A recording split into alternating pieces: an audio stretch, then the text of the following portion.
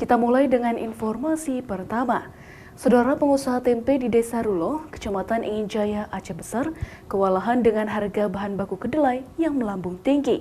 Selain harganya mahal, pasokan barang dari Sumatera Utara pun dibatasi karena kedelai mulai langka sehingga membuat pedagang terpaksa mengecilkan ukuran tempe namun tidak menaikkan harga jual.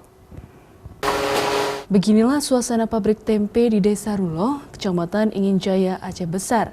Setiap harinya ibu-ibu mulai memasukkan kedelai yang sudah dimasak untuk dikemas sesuai takaran tempe yang siap untuk dijual. Namun sayangnya harga bahan baku kedelai tidak berpihak pada pengusaha tempe. Sejak beberapa bulan terakhir, harga kedelai melambung tinggi. Biasanya 1 kg kedelai dibeli seharga Rp7.000, kini meningkat menjadi Rp11.000 per kilogramnya. Selain itu, pasokan barang juga dibatasi oleh Sumatera Utara karena kedelai mulai langka. Jumlah produksi tempe juga terbatas selama bulan suci Ramadan. Biasanya mereka mampu menghabiskan 2 ton kedelai, namun kini hanya memproduksi 1,5 ton tempe. Meski harga kedelai naik, namun harga jual tempe di pasaran tetap stabil, yaitu berkisar Rp2.500 hingga Rp5.000 per batangnya. Pertama memang harganya mahal, tapi memang dibatasi dari Medan karena kacangnya langka, sulit untuk didapatkan. Kalau dulu harga bahan bakunya itu kacang kedelai sekitar 7 ribuan,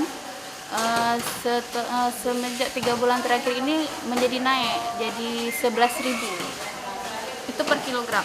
Iya, per kilogramnya jadi 11.000. Peminat memang seperti biasa, cuman kalau kita buatnya sedikit, jadi pelanggan itu ngeluh tempenya sedikit.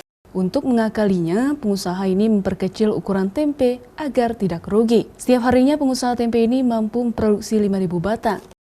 Permintaan pasar selama Ramadan juga stabil, bahkan pemasarannya menjangkau ke beberapa wilayah di luar Aceh Besar seperti Aceh Jaya. Nova Misdayanti, Kompas TV, Aceh Besar.